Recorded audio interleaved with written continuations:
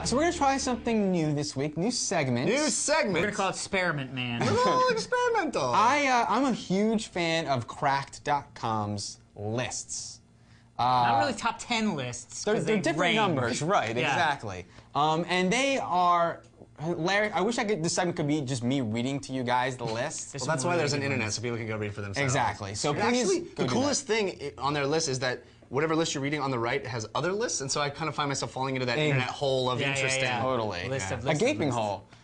Speaking of gaping holes, the list we're doing is 8 classic movies that got away with gaping plot holes. Gaping. I thought you were going to cough a joke. I didn't need to. Okay, so starting us off is number 8, Back to the Future. And this is a plot hole that I myself have actually been like, what? Yeah. So basically, they call to our attention that in Back to the Future, Marty goes back in time, meets his parents, invents rock and roll. At an age where they would have memories. Right. Exactly. And later on in life, no one feels like, hey, isn't it weird that your son turned out to look exactly like that dude that used to be into in high school? Came back in. I don't know. And also Calvin I think it's Klein, plausible. where they were like, how is that's it plausible? so funny, you have the name. Okay, think of the do you remember all the people that you had a crush on in high school? I bet you do. Yeah, okay, but then you have a kid who starts out as a baby, right? Who doesn't look like that guy. Right. So in 20 years later, you go, man, that is so weird how he grew up to look like my memory. Exactly like the Like my dude. memory. You know, they don't have pictures of him. Okay, but what about this? Pre-Facebook might be plausible. What if you met some weird foreign guy and his name was Calvin Klein? And then Calvin Klein got popular. Yeah. I guess you wouldn't be That's like, not right. That's not You the guy. wouldn't. Yeah, I'd just be like, oh, that's funny. I know. There's 2 Calvin Kleins. I think it's I think it's excusable. But then they were saying also about the Chuck Berry song. Right. Where I might forget the song. See, I might be with Jeff on that song. But I was working with the other thing. Move on. Okay. Number 7, Minority Report, where the precogs can see into the future. However, they're always wrong. That's the way that they said it. Yeah. Again, I think science fiction-y kind of stuff like this, there's a teeny bit of wiggle room because it's like, well, how that should work. Well, this is how they got away with it, because you had otherwise there'd be no fun movies ever. Right. We could not experience any sort of joy in movies. Okay, but The Sixth Sense is number 6. The Sixth Sense, and this is something that I've always thought about. I think there's a reason for it. I think basically what happens is, spoiler for The Sixth Sense. Is Bruce Willis is dead. And the little boy sees Bruce Willis, but we don't know this the whole movie. He's the psychiatrist helping this boy solve all these like ghostly encounters of these ghosts that are just wandering around aimlessly and have no idea what they're doing. You don't need to summarize. Yet Bruce Willis's character is completely coherent, knows who he is. He's going back and forth to his house and work. Yeah, following around his wife. And the article points out that, so every time he goes out to eat, is he really upset that the waiters are being rude and not speaking to him? The issue is that it's not a big deal that the audience didn't know he was dead the whole time. It's that he didn't know he was dead the whole time. How is it possible? Like, yes, we could cut into that scene at a point where we didn't need to figure out how he got here, but he did. And not only that, but how did he get hired to do the job? He had a file on the kid. I know he could do the job, but can he get the job? Maybe he had a file on the kid from before he was dead. 2 years ago? He was dead for 2 years or a year or something. Maybe it's a ghost file. What are we talking about? I think it's just suspension of disbelief time. Because everything here is suspension of disbelief. No, but the next one. So you can't really keep saying it. But the next one kills all time travel movies dead, and which is next one? Which is the Harry Potter is number 5. Now, Harry Potter and the Prisoner of Azkaban. Where they use the time travel device. Right. It's not a device, it's a spell. Well, it's a device. Well, it's all weird. magic. I know. Yeah. But yeah, it's a charmed object. Nerds. A charmed object. Nerds. Spock. I actually had a huge problem with this when I read it as a book. Before I had a problem with it, film. and then when I saw the movie. Huge problem. And I think it's, to be quite mean, a very inexperienced writer. Because she introduces, she did this several times in the early book. She introduces concepts that are really cool, but if you follow them to their logical conclusion, would completely invalidate other things.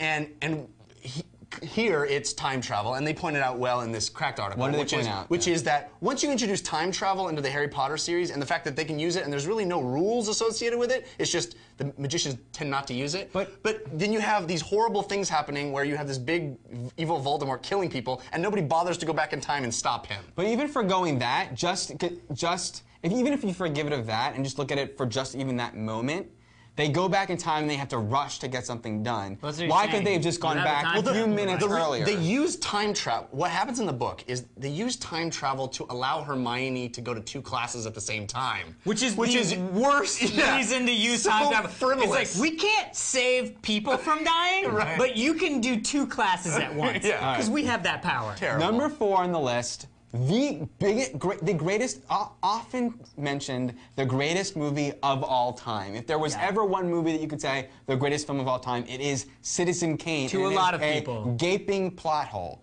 So, the also movie requires a huge spoiler for us to tell you about. No, we it don't doesn't. say what the answer is. Yeah. You're like, I just did with my brain. No. So the premise of the movie is Charles Foster Kane dies in the opening moment of the film and utters the word Rosebud. And then reporters are talking about the death of this huge guy. He's basically, what was he?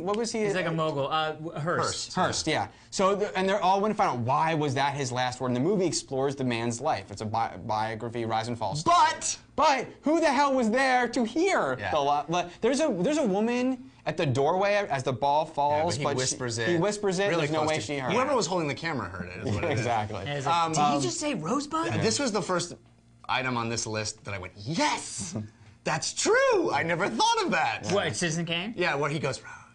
Yeah. What about Fantastic Voyage, which is number 3? Yeah, I've never seen this movie. Have you guys? I've never seen this movie either, funny. but it's hilarious. What it says I know.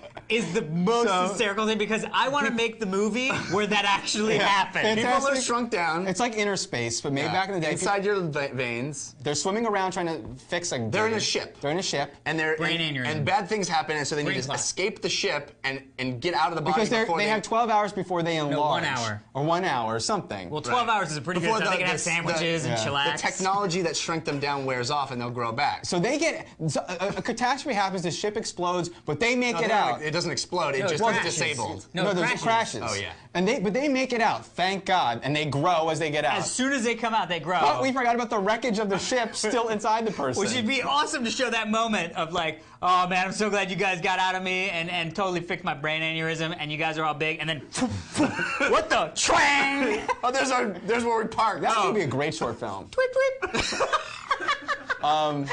Well, which is really so- cool. What they said was that Yeah. Isaac Asimov, one of my favorite authors of all time, Wrote the novelization for the movie. and like wrote around that problem and explained it away. I mean, they didn't say how he explained it away, but You It can go got read the book. disintegrated. Oh, I think it got like yeah. disintegrated with stomach acid. Number 2 on the list. I made that up. Lion King. It basically speaks about what's the bad? Scar. Scar overthrows, kills Mufasa. Or What? Who did that? if it's for me, Mine was I'm in off. the shower. It was off. I was on Terrible. airplane mode. Clearly This not guy. off. I was on Clearly airplane not mode. off. So Mufasa. It is off. Basically, like his way of winning in this movie is by devouring, like making sure everyone devours the land. No, that's not Scar. the issue. The issue with Scar is that he rises to power and then there's a drought. Right. And Right. everybody associates Scar, that it was Scar that brought the Right. drought. And then when, not Mufasa, but the actual Simba rises to power again, somehow Simba's magic makes this drought go away. He's so evil that the It blighted the land. Yeah, which is clear. I thought it was that he sort of pillaged the land of all its No. fruitfulness. Well, I mean, that's clear what we're supposed to Right. be implied.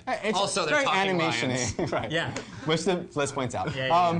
So number 1 on the list. This is a big thing, I think. I don't. Star Wars: The Empire. As soon Okay, as I you're not read it- allowed to use your suspended disbelief on this one, okay? Why not? Because that's all. I mean, that's not. That. This Plot hole, I figured it out. I figured it out. Right. The answer to this one. Okay, so hold on. Different engines. Hold on, wait. Okay, so Star Wars: Empire Strikes Back.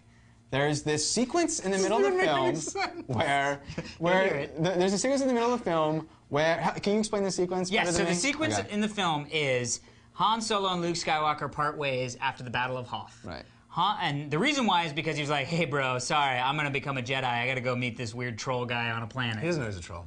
I gotta meet this guy. His name's The most powerful Jedi who ever lived. who the only guy left actually. He's eating on this some sort of planet. I gotta biscuit go- or biscotti. Spoiler, gotta go spoiler for Tatooine. Empire Strikes Back.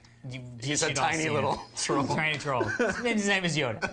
And then the Millennium Falcon's like, great, well we're gonna go do other things. Fly through an asteroid. So field or something. they part ways.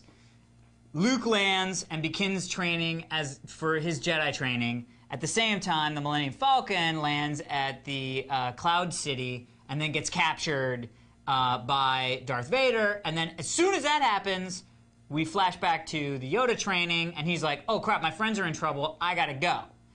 Well, the whole plot hole is, bro, you've been training for like 8 hours. Or maybe a week. Right. And now you're gonna leave and become like Uber Jedi? Either it took him 6 hours to train, or the training sequence was very long, and it took the Millennium Falcon, like they were on a journey that was months long. Different engines. The Millennium Falcon is a little bit slower in it'll jump to lightspeed. They just took their time getting to Cloud City. They used the infinite improbability drive. And the X-Wing jumped to lightspeed to make it to Cloud City in like, so it was all happened in about 6 months. I don't think so. Hey.